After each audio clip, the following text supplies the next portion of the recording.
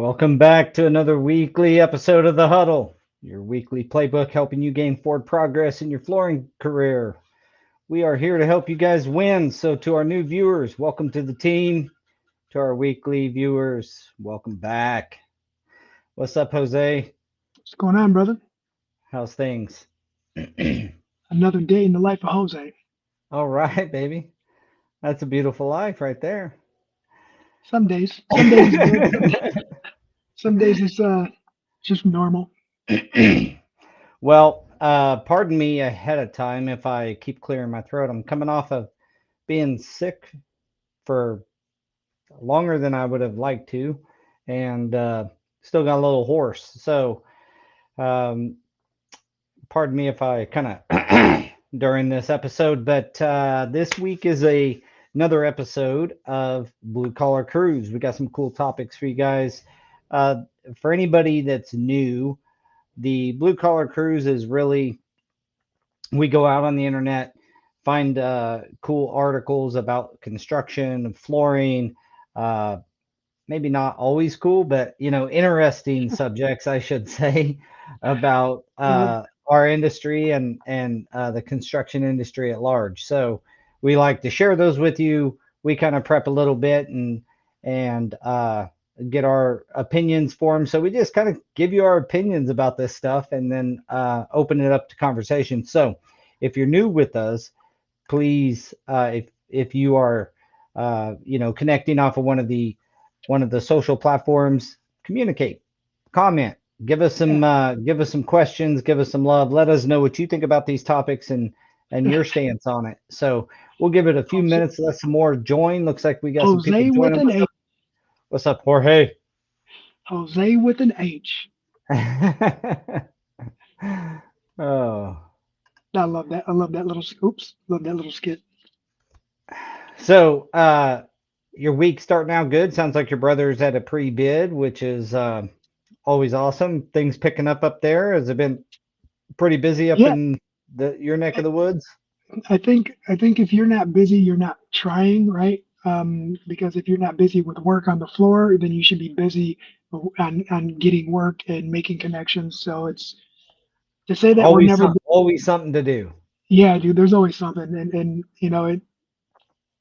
if I think about like when I was an installer, just installing before we shifted and started sales as well. It's when people used to tell me, "Oh, I don't have any work. What do you guys got? What do you guys got?" And it's like I'm out trying to find work, bro. Like I like what it like I get it. I don't have any either, but I'm gotta grind. Gotta grind. There's always something to do. Yeah. Mm. Yeah, But you're either it goes back selling, to measuring, yep, bidding, scheduling, ordering, installing, whatever. yep. So one thing, So, the one thing for me to look at it like that is when I was younger, my mother told me when if I didn't have a job, then my full time job was looking for a job. amen. It's either I'm working 8 hours a day at work or I'm working 8 hours a day on finding work. Yep. Never let that go. Yeah. Hey, Jorge, we are staying warm here in Wichita. I tell you what, we got 70 degrees today. We were at like 60 something yesterday. So Oh we had yeah, an 80-degree swing. We were negative like 5 or -8 last week. So yeah, we are staying warm here. Jose Jorge says I'm looking at my estimate weather drink app a right beer now. to stay warm. Yeah, we're at around 48 degrees, so that's like summertime. It feels like springtime. We're 70 and sunny. It's crazy. I've been Man, outside a few times today. I was like, man. All right, well, let's kick off the topics here. A couple topics in regards to we got some topics covering the tariffs, payment delays in the construction industry. I think most of us have some concern around that. Why Mondays might be the most dangerous day of the job. Well, it's statistically the most dangerous day on the job, and this article kind of um, considers the reasons why behind that. And then we got tougher concrete that's coming out of Princeton University, and it is 5.5 times stronger than conventional concrete. And guess what? It's all inspired by our bone marrow, which is pretty cool. And last, if we get there, one of the this is from the conversation. They asked the question: would a mandatory 5 day work week solve construction's work life balance issues? So, if you don't know, our industry is one of the hardest worked, and part of that's the labor shortage. So it's like physically having enough people to get all the work done. Um, but I also think it's a schedule issue. So we may dive into some of those topics. Let's get started with the first one. This is the tariffs.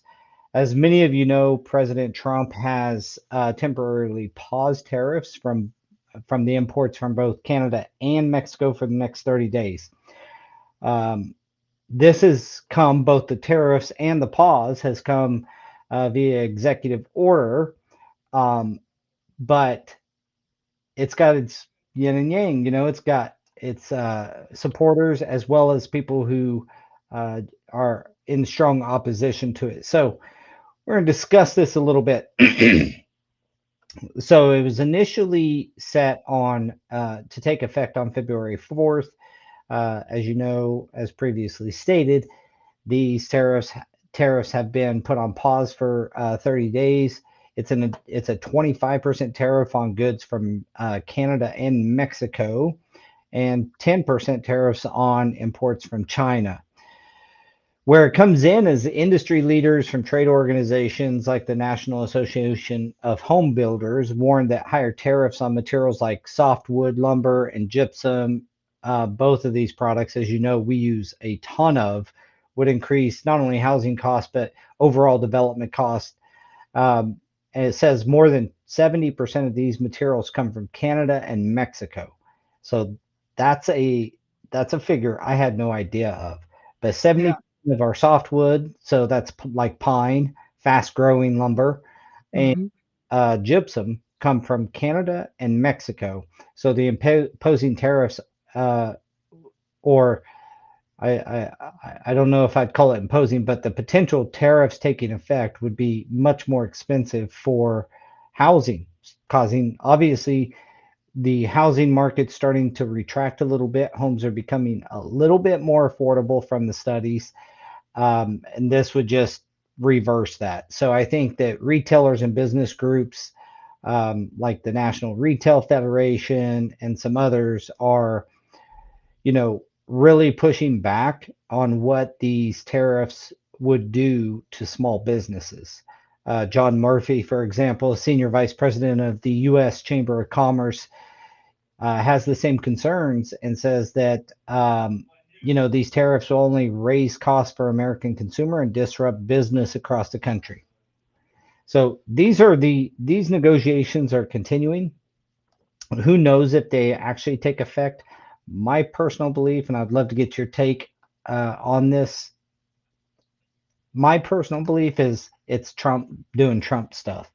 It's Trump trying to get his way, which is, you know, by all accounts, what he feels best is for America, and trying to get his way through these tariffs. And I think he's shown that if the other countries will do some of the stuff that he wants, securing the border, having fair trade agreements.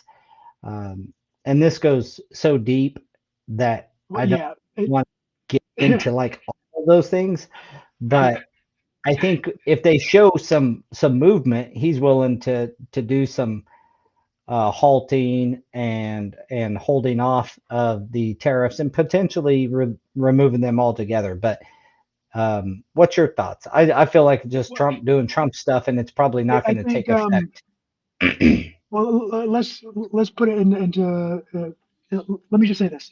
He's a businessman, right? He understands that the consumer, which would be us right now, right, does have a lot of power over the companies or entities providing the materials. If the consumer says, you know what, no, I don't want it, then their sales also stop. How much money would they lose in 30 days, or do they have the potential of losing?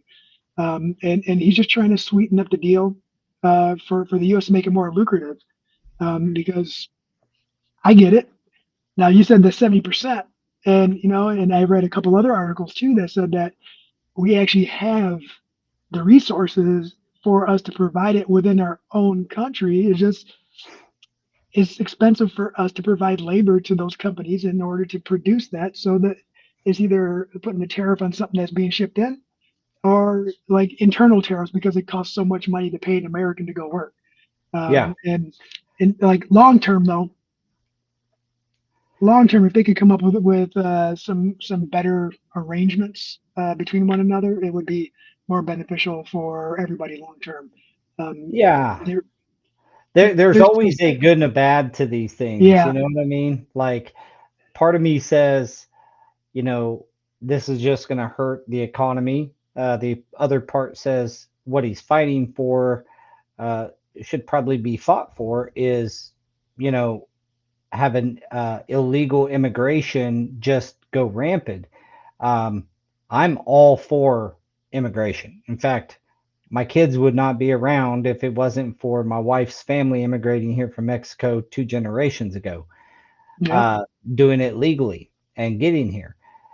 Um, I think most people who've done this process, and I have some guys that I work with that have been through the process of getting their U.S. citizenship, they feel really slighted by all this, people coming into the country and not having to, you know, Well, like just because coming in. They spent one guy, one of our main guys, I mean, he spent five or something like 5 years getting his citizenship. And so it's tough. I do think that needs to be reworked to where it's a more streamlined. But at the end of the day, it's one of those deals where um, that's what he wants. That's what he's driving for.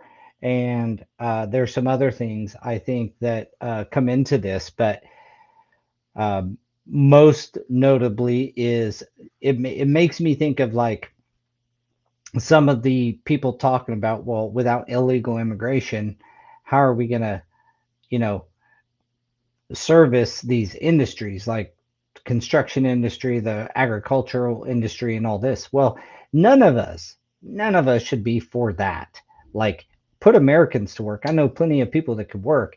We just got to put them to work. Now, we've always had this problem, or at least in the always, last yeah, last 50 years, we've had this problem of jobs that Americans just don't seem to want to jump into, and maybe it doesn't pay enough. I don't know the solution to that. I just know that, you know, these tariffs could cause problems. It'll be interesting to see how everybody works together on a geopolitical level, on a global political yeah. level, to resolve the issues, and keep this country growing. I think that's one of the things we need is growth here, and that growth is where the economic activity can come from. So, I also don't.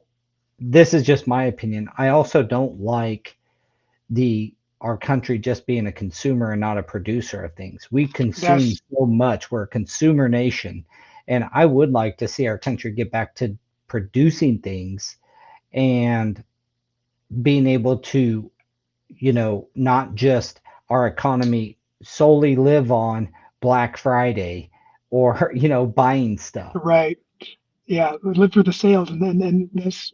I mean, we're marketed to that way as a country. Like you said, a consumer.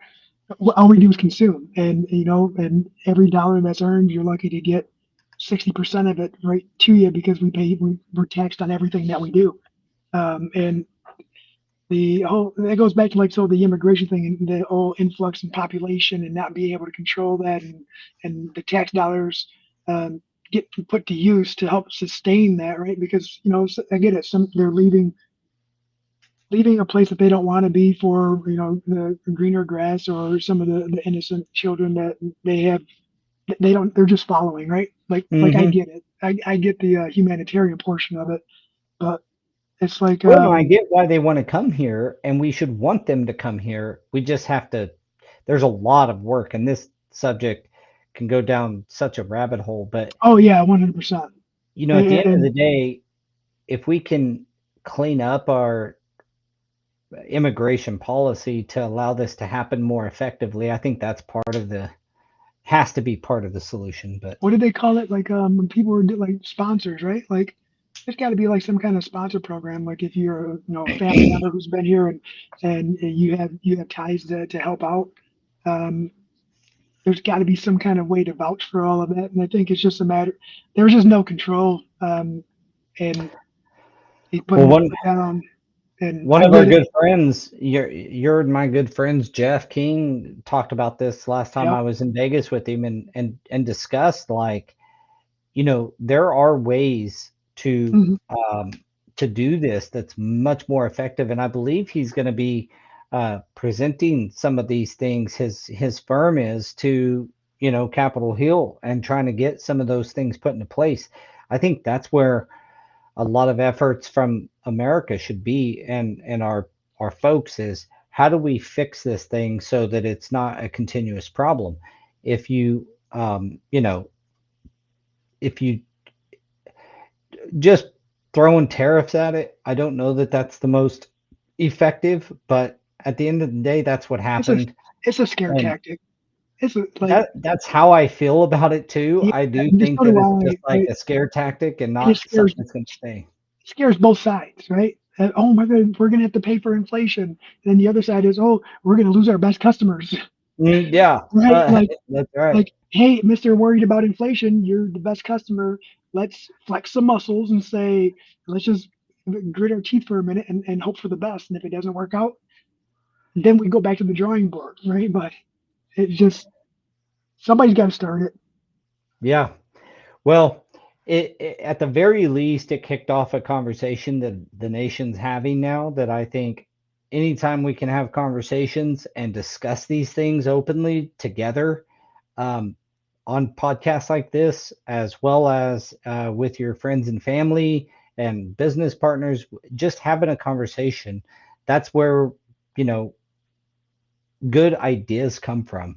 I mean, this pretty much kind of sums it up that as negotiations continue, the industry leaders and policymakers remain divided on the best approach to balancing the trade, national security, uh, drug trafficking, specifically fentanyl, and economic stability. So, dude, those are huge items that are we're talking about that there's no easy answer, right? You're talking balancing the trade, national security, economic stability, and drug trafficking. Like these are huge things we're talking about here, so we don't play to know the answers. We're just kind of chatting through it and giving you our opinions. So if you have opinions, let's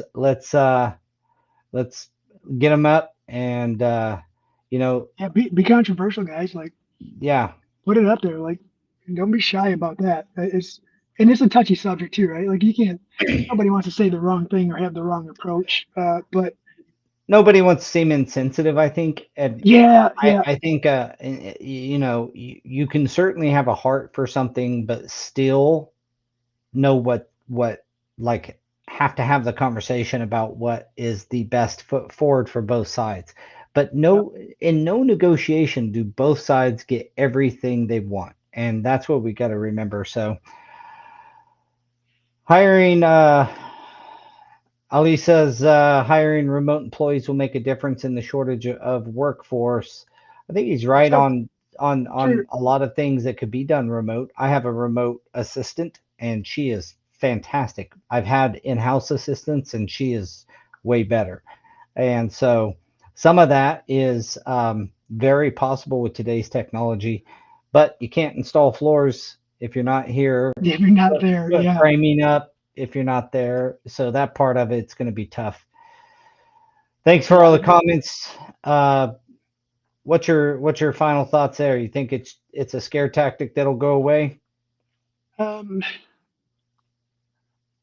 I hope it's a scare tactic that'll go away, right? What I think it is and what I hope it is, they are one and the same. But um, it's like any other venture or any other plan, right? It could fail, but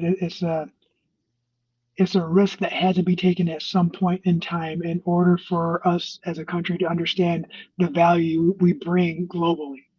We'll never know that unless we flex those muscles and say, okay, why am I why am I always generating revenue for everybody else instead of you guys? Like, it's like the cousin who comes over to your house all the time and eats all your steak but never brings his own steak. You know what I'm saying? Well, that kind of brings up the in a roundabout way, like one of the things I dislike the most is people who don't like their country. They don't like America. If if that's you, I feel really bad for you. I this is a great country. We all have our flaws, both humans and countries, but there's a reason we have an immigration issue is because people do want to come here who've lived elsewhere. So Mm. don't be hating on America, Jack. Um, love your country, love your family, love your neighbor. Yep. That's a big step in the right direction. All right, so maybe something a little more straightforward here, but still complicated. But it's a huge problem. Is payment delays in the construction industry. So this is not just a commercial flooring contractor's problem or commercial issue. This is in residential too. If you work for builders or things like that, um, you have this problem too. Part of the builder in the residential world, part of that problem is also speculation. So a builder speculating that he can develop and build all these homes and that they're going to sell. Well, if he's not selling enough of them, it holds him up on being able to have the cash flow to pay people. And in commercial construction, it works a little bit different. You know, our end users get financing or whatever they need. If they need financing, they get financing mostly, and then secure that financing. And a banker's involved in approving those payments. But the problem is these payments, uh, the slow payments are costing construction companies a staggering $280 billion annually, and that's from the payment delays and inefficiencies. So it says that daily losses are nearing $767 million, and that this financial strain is causing severe cash flow issues for contractors, subcontractors, and that payment processing times have now reached an average of 90 days, and that's double the recommended 45-day threshold. It says this is leaving firms struggling to cover expenses like payroll, materials, and project investments. The delays are also pushing some businesses to the brink, forcing them to rely on short-term loans or, delaying their own payments to their vendors. And frankly, it comes all the way down to labor and people not getting paid. This Yeah. is creating a terrible rippling effect, and I'm seeing it even here in Kansas. I know it's worse on the coasts, but the financial burden of these slow payments is not just that you're not getting the cash, but a lot of our vendors offer discounts if we pay early. Yep. And, you know, we can't even take advantage of those. Sometimes you're borrowing money to just, and then you got to pay early to try to offset some of the costs. So if you're doing like a normal loan, say a line of credit at your company, and it's going to cost you, say, 8.5% or something, well, that means $100,000 is going to cost you around, $1,000 a month, or maybe even up to $2,000 a month. Well, if it's 90 days, that's 3 months, that's $6,000 off your bottom line. That's not money that you provided as an investment service and then that you Right. make a profit off of, right? This is just a pure cost that comes right off the bottom line of companies. So fixing this problem would, man, I'm glad this is written about because this is a major problem in our industry. Um, and I don't know. Do you think that it gets what? Well, let me address a comment. Jorge says check your contract to make sure what net they what the net pay is. Mhm. Well, one thing about most commercial contracts is it's called pay when paid or pay if paid. So Mhm. the financial burden of 90% of your commercial contracts are written, hey, we'll pay you within 7 days of receiving money from the owner. And our net with the owner is 30 days. Now, that means the owner has to pay them on time, net 30. Yeah, it's a trickle effect for sure. And then 7 days later, you uh, you are due your payment. But there's also a standardized, and you know this, Jose, being in this business, like we have certain times of the month we can bill. So if Yeah, the most common are the 5th, 10th, 15th, 20th, and 25th, and then sometimes the 30th. So what this does is say I send my pay app in on the 20th, but I received my materials on the 10th. Well, then I've got a 10-day gap. My terms with my vendors are net 30. So I have to pay them in 30 days. If I bill on the 20th, the very soonest I'm going to get paid is the 30th of the next month. Well, that's 40 days later. yep, I've already lost and paid 10 days worth that I may have to borrow money maybe to cover that vendor. So it's there has part of the problem is this 7 day waiting time. Like you and I were discussing, and the article goes on. Let me point out a few solutions the article talks about. Is first off, it points out that traditional payments systems, especially in construction, offer often struggle to handle the dynamics. So it's a multi-layered payment processing system, but all that could be solved with things like it says here automated payment, uh, AI driven automation, blockchain technology, which we talked about on this podcast before, where it's it's these things get checked off, and as soon as those things are checked off, the payment moves. Like there is no wait time. It goes from one account to the next, and there's not this 7 day, take that 7 days off, like make it net 30. A lot of people's lives would be easier, but that was a large mouthful. What's your thoughts around that? well, I'm going to circle all the way back to the beginning, where it's 280 billion annually, right? Like we're losing that, but someone is gaining that, right? The The financial banks. establishments are gaining that, and what it is they're already using our funds to they're leveraging what we put in to for them to grow. But Yeah, now because now we can't they they can't can. pay us. Yeah, they're not paying us for that, and we're the amount of money in addition to what we're already paying on interest, and then you add that on top of it, man. That's start thinking about that. Like, there's got to be an easier way to structure that so that way everyone is benefiting from it. Because that sounds pretty one sided right there. Um, Yeah. that's that dollar amount is crazy to me. But then you break it down to the payment terms, right? The master contract and her contract with the contractor, and then it comes to us, and then we still got to pay employees. We still, and then you're right about like that whole thing. You can't factor those variables into any of your bids. You're going to be high all the time. You're going to be You so never get worried. work. Yeah, you're going to be so worried. Oh, I got to factor in this extra, 3.5% because I know that I'm not going to be able to turn in the invoice because I have to. The contract says that once it's received and insured or secured, I got to send in these docs, and then I'm going to miss the billing cycle. So yeah, I'm not going to get my first check for 60 days. Yeah, it's Yeah, you start factoring in that stuff, you'll find yourself not working. yeah, Like you just it's been laid out for me before that you know, using technology we have now, you have a account that has the money for the job, the dependencies to get paid, and they get checked off.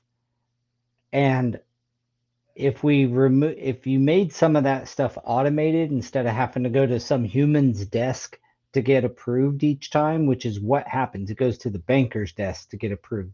Once that gets Yeah, approved, then the money moves, and now it's going to the project manager to approve his subs on the project, and it could be 50, 100 subs on a commercial job, more. more. And Yeah, you're approving. You got to go through each that AIA payment. sounds. Like, dude, come on. This stuff could be automated and just check the box. Boom, boom, boom, boom, boom. And I think that you would find better service um, in the construction industry if payments flowed more easier and more frequently. Um, Also, I don't see why we have to do it on 30 days. Why can't they process payments on a 15-day period? Like Right. every 15 days, you're processing. Because see, I know I'm like you guys. So and a lot of flooring companies are this way. We pay our subs every week for the week they performed previously. Yeah, we So got like a 15-day fluff, right? Like we will never. It says net 15, but typically we're pretty good unless we forget to okay it on the desk. Like that happens. Call in sick for a few days and you just miss three more days. And yeah, and Rollins says, don't let one thing go wrong, then getting paid could start all over again. yeah, He's right. A lot of the that's happened to contracts us also state that, like, recently. yeah, and it could be paperwork, which is ridiculous for somebody to not get paid because they don't have a piece of paper. And Um, it's not even always like it wasn't even our fault. Daniel was turning in the documentation that was requested in order for us to get paid, right? The pay app and everything else. It's just like I didn't see it. I didn't see it. So guess what? You got to wait till next month because oh, I yeah, didn't see it. It was there. We and already don't passed it. don't get me started on all of the different um, construction technology platforms that you have to deal with as a sub, from Procore, GC Pay. A lot of GCs have their own, like all these different systems that you have to apply through your payments, and it can get it makes it like, You're right. There should be a come on, universal just central a hub system that universal yeah, way that all payments go. Because this stuff of the way that each GC handles it differently is also part of the problem. This article goes on to say that embedded payment systems provide seamless integration with accounting software, reduces administration cost, and eliminates chargeback risk. So embedded payment systems is what that's called. By leveraging these technologies, construction firms can significantly cut payment processing times and improve cash flow. The future of construction payments lie in the automation and predictive analysis, or predictive analytics. AI powered tools can analyze payment system or payment patterns to forecast potential delays, while mobile first solutions allow for on site financial management. With all this technology, I'm going to go off script here. It's so much easier now for them to say, yeah, you got done with this piece of your job, or it's done to the point where I feel comfortable paying. I understand that one of the things that makes it complicated in our industry is that, people could bill for things that they don't have done, right? right. Like billing more percentage than what you have done. So I understand that somebody has to, that like that has to be um, um, confirmed. But with mobile technology and all the stuff at our fingertips, it should be, if the industry would advance these or embrace these advancements, they could modernize their payment systems and gain, not only could they gain competitive advantage, but long term, it just adds stability and growth to our industry. Well, and then people will take more risks, right? You'll have smaller businesses that are willing to take more risks because they're not hitting that brick wall and that large gap in pay. Yeah, you're And getting paid. You're getting your money a little faster. You're going to take a little bit. Yeah, you can obviously, right, you're it's exactly like right. when you're getting, you're getting a paycheck every week, right? So you work at a corporation or a factory, you work, you're getting a paycheck every week. You plan your life your pay periods, right? And unfortunately, when you don't know if you missed that window of opportunity, you don't submit it, or you're missing something, or let's just say Daniel was the one paying someone and he's been on vacation for a week. Um, Unfortunately, then we guess what? we know Your from payment's Go on vacation. we know from Go Carrera that that can all be automated. We do. Right. It's all automated, meaning they could, like, so I'm sorry I didn't see it. Like, AI and automated payment systems can verify that that document was digitally received and it's stamped done, and the sub gets the confirmation that that was done. So that this can't be done Right. then. But I Well, let's feel like, that frankly, and I won't say this is true, but there's just a lot of people in the world that believe that general contractors hold on to the money and then invest it in other ways and earn a percentage. I know that that gets talked a lot about on by our audience and brought up. So where there's smoke, there's fire. There's probably some of that going on, especially on the larger jobs. But yeah. I feel like this could really solve. The just modern payment systems could solve, and like you said, people would companies would take more risks because they have better Mhm. cash flow. Yeah, the uncertainty is what stops anyone. No one's gonna only weird people, right? Only people with entrepreneur spirits take that risk and Take that big a understand. risk. We got to be Yeah, insane sometimes with some the amount of risk we take as business owners in general, but being in commercial construction as a small business owner, it's sometimes you got to check your pulse and see if are you really alive, because the yeah. amount of That's what risk you Daniel's take here is for. really crazy. That's what Daniel's here for. Daniel helps me out with that because I'm like, hey, look at this idea, look at this right here. Yeah. We could do You're this. you're the you're definitely the risk taker of the two, like the one that kind of throws caution at the wind for the opportunity, and I think he draws you back. That's what makes you guys such a great team. Yeah, he does. He does. He says 1 out of 100 ideas.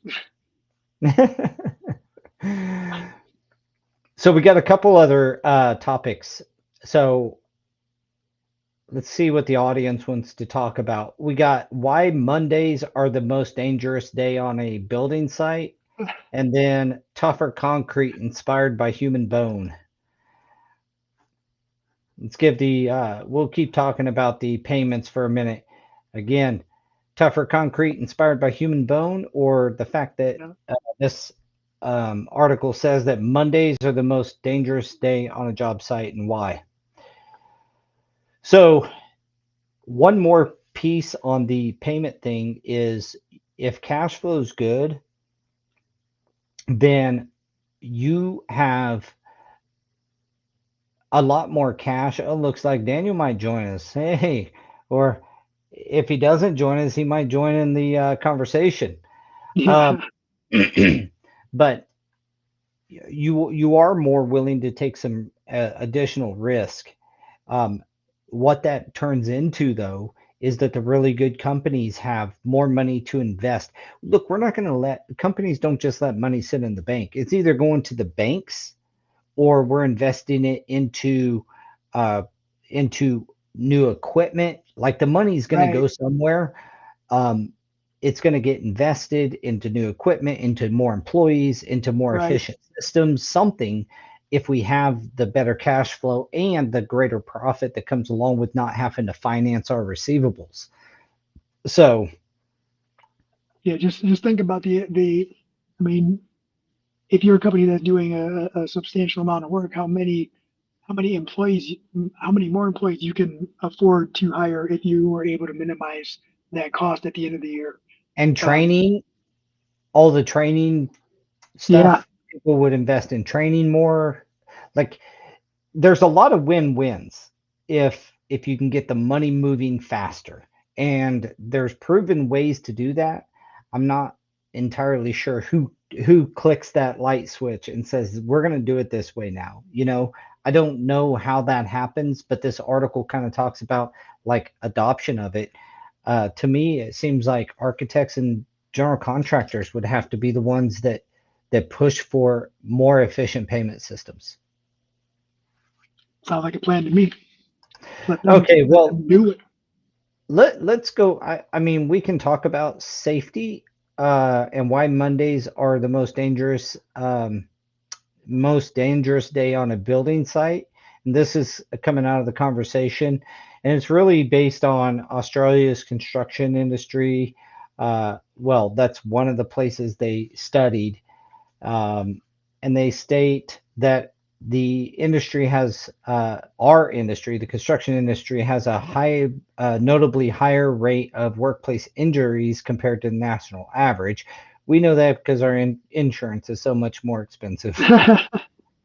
But in 2023 alone, it says 45 workers died on construction sites, surpassing the previous 5 year average of 33. The leading cause of fatalities are being struck by moving objects, falls, trips, and slips. In addition to these fatalities, the sector reported more than 16,600 serious workers' compensations claimed, with workers facing extended recovery times and higher compensation costs than in previous years. They're saying that that a concerning pattern, is the Monday effect, which refers to higher frequency of accidents on Mondays compared to other workdays. So it looks like this study covered China, Spain, Hong Kong, and Australia. I wonder what the U.S. If they fall in line with this stuff, but Well, it, it's I have my theories. it says several factors contribute to these elevated risks according to the study. Unrealistic deadlines. I think we can check that box here in America. Worker Yeah. shortages, check, and lack of adequate safety training. Now, that one I think we do probably better than the other countries, but um, I think certainly if you are in commercial construction, I mean, we have another job kicking off this week that, I mean, you want to talk about safety gear and like cut resistant gloves. Our To guys are is it required to for wear Skanska? those all the Skanska, is time that the name? now. What's that? I said, is it for Skanska? Because that was probably the most cutthroat safety project that, and this is years ago, brother. Like I'm going back 14 years. There's just like I've never. That's a, The let's just say Amazon it was. the Amazon projects we did a couple years back were really like this as well. But this is a new hospital, and I get it. Safety is important. I guess my point is, I think we do pretty good as Americans on safety training, but this brings up the unrealistic deadlines and worker shortages, which I think is probably two of the biggest things for America.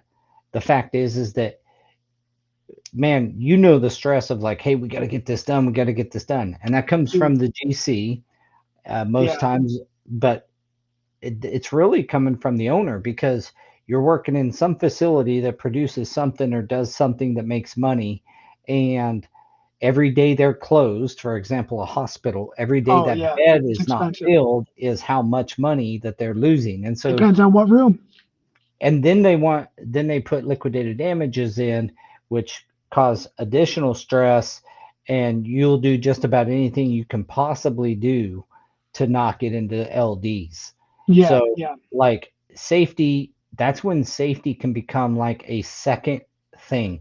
People are working unbelievable long hours. It adds stress, fatigue, communication starts to break down, all that stuff. And, And let's be a realistic, man. In the construction industry, doesn't matter if you're a flooring guy or whatever. The extracurricular habits of some over the weekend aren't really going to complement your Monday attitude.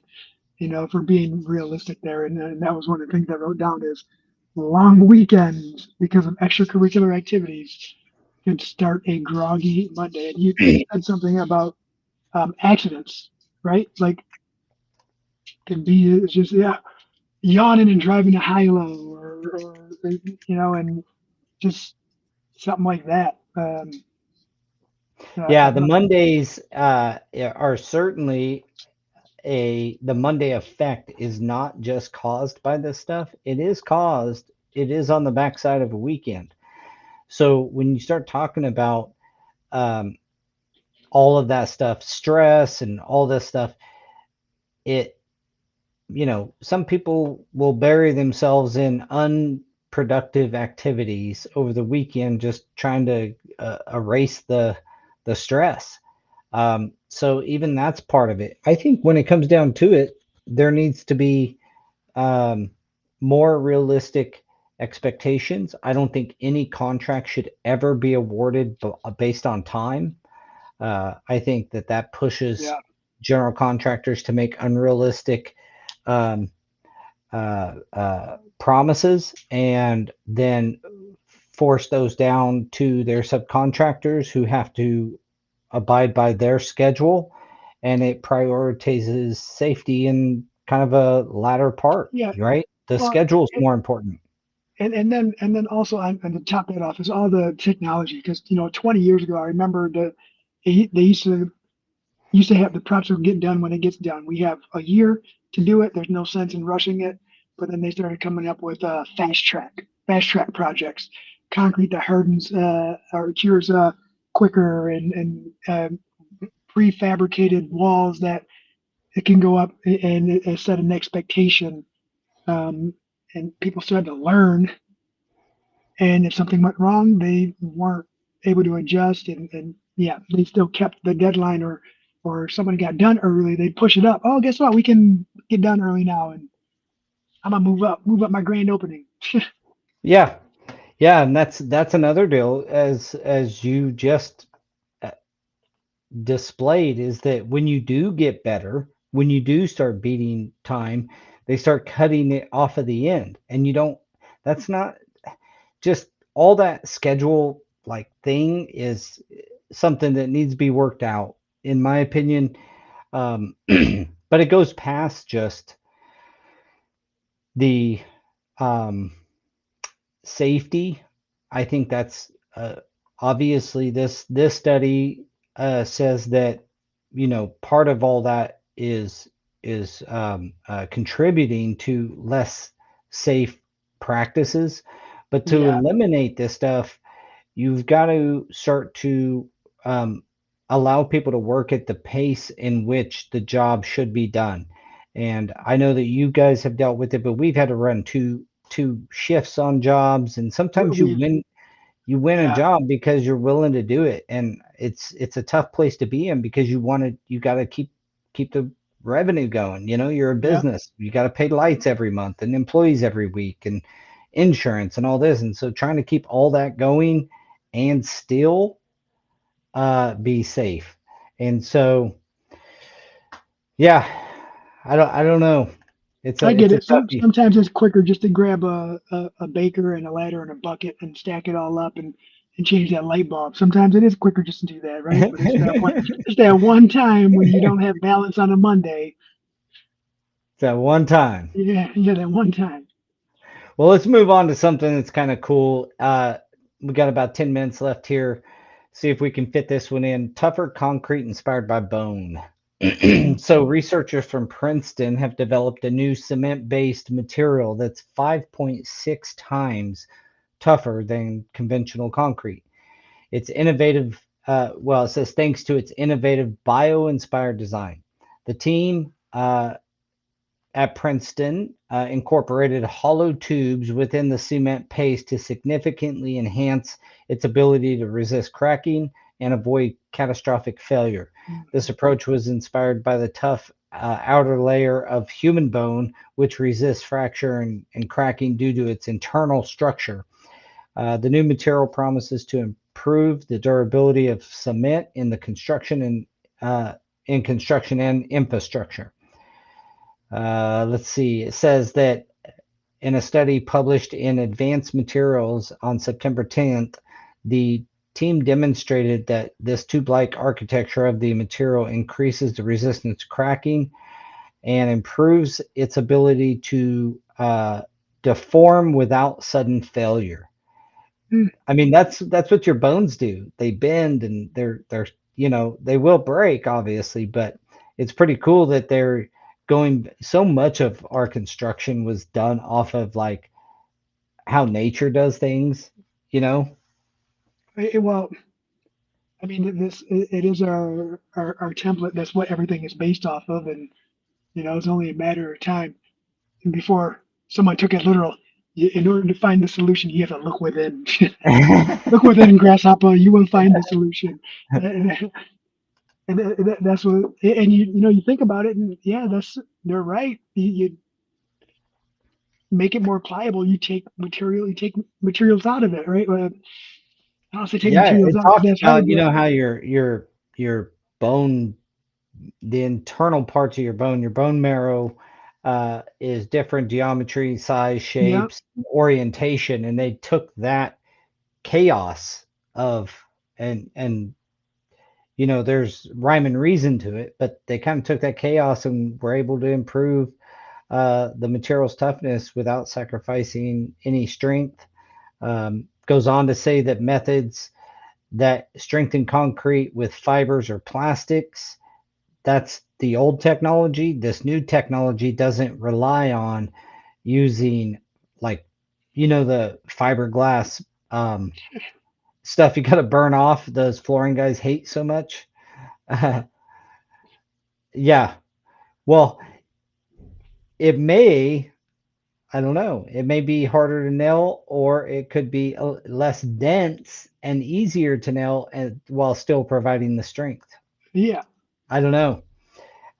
But this is not using those fibers we hate or plastics. This is a new uh, technology or technique that relies on geometric design within the materials itself. So you're not So really adding foreign material to the cement. It's just uh, the way they construct it is just the making it way more it's structured. pliable. Yeah. Yeah, and that brings up a good point. But like, or makes me think of this. Does that mean that the composition of some of the harder materials that we install now has to change in order to fluctuate and to move with the deflection that this now has? Well, You know, that is a good question, my friend. right? Is Will our there industry have to change with it? expansion rate? Can this only go 100 by 100 feet, or are we talking continuous? Um, Well, the way it says is that this framework allows for more precise customization uh, of the material beyond simple, like you can do more with it, essentially. Um, it says that they're now looking to expand the application of this technology by using robotics and additive manufacturing to further refine the design and explore its potential. So this isn't something out there yet. It just got kind of discovered here in the last 6 months. But at least in infrastructure, let's say you don't use it in construction, but in infrastructure like roads, bridges, things like that, yeah, right? You get a that would be the roads would be huge, right? Like we're because we have winters, we have a lot of asphalt, and more durable. Yeah, you don't get these blowouts from the freeze thaw cycles. yeah, and that's the thing is, you know what? Yeah, well, I wonder. Hopefully, it doesn't trap moisture over time, and in some places like where we live, crack, crack. I'll, I'm sure they're testing all those future possibilities of it. But they pretty much close this article out with the potential to make the structures more durable and damage resistant. Mm, So yeah, pretty cool. I always love these types of articles that people yeah, I like to discover nerd new out. stuff. You know what I mean? Like I like to it's a nerd out. whole new discovery that opens a lot of questions like, wow, what's that going to do to the moisture? Is moisture going to move through it easier? That was one of the first things I thought of is like if it's got more spacing and tubing and Hmm. like capillaries, Is it going to allow for moisture to go through it easier, thus causing us to have to really rethink the way we do flooring if they ever use it in slab technology, on like Right. slab construction. Interesting stuff. It is. I wonder what other like, this is generalized. We deal with concrete a lot, but I wonder what is new coming out in the flooring industry that we're unaware of. What's been in the works the last 10 years that is Yeah, we maybe need to get somebody ready to hit the market. that's like in the design field of one of the mills and say, hey, what kind of stuff you guys working on? Yeah, Give we us some could dirty block dirty. you. Yeah, we could block you out and give you a voiceover. Yeah, And dude, look, we can do it like anonymous. yeah. So You can anybody just wear a listening, mask. We'll give you one of them. A P Diddy mask. Give him a P Diddy mask.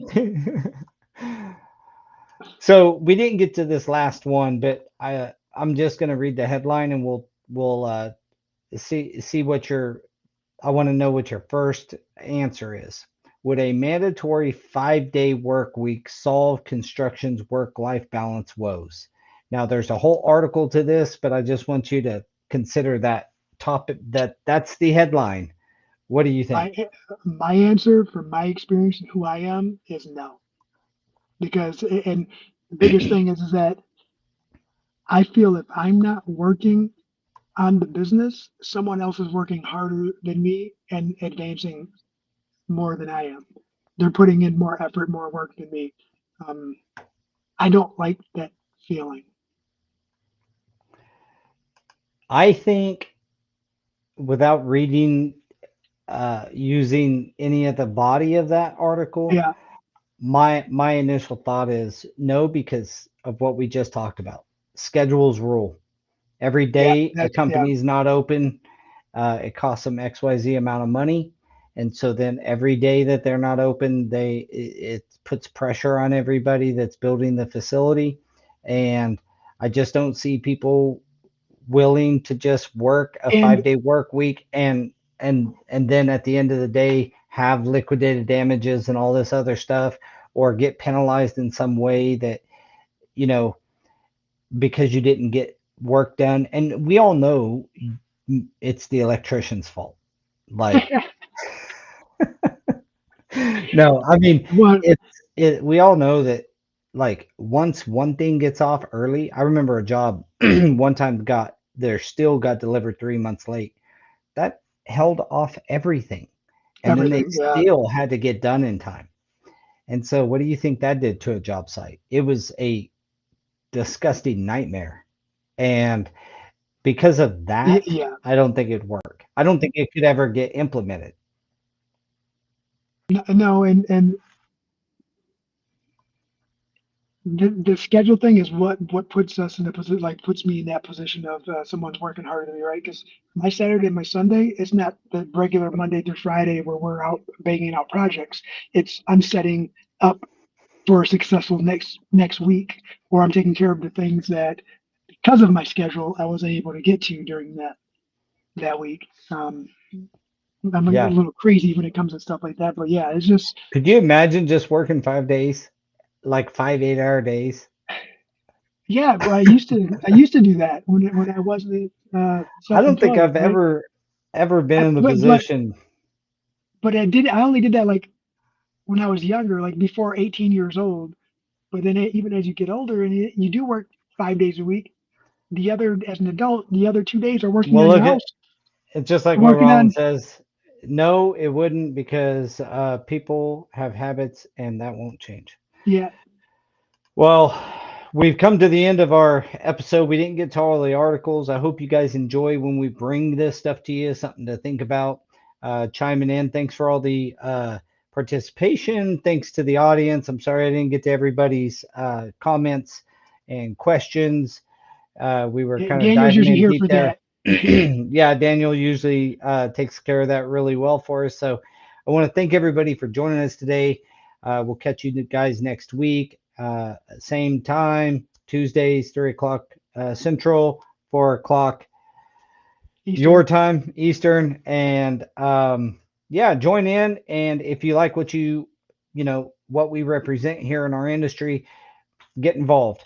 Like, Yep. give us some comments, give us like, subscribe, go to our YouTube channel and check us out. We appreciate you guys so much. You're why we do it. So we will catch you guys next week. Thank you, everybody. See you guys.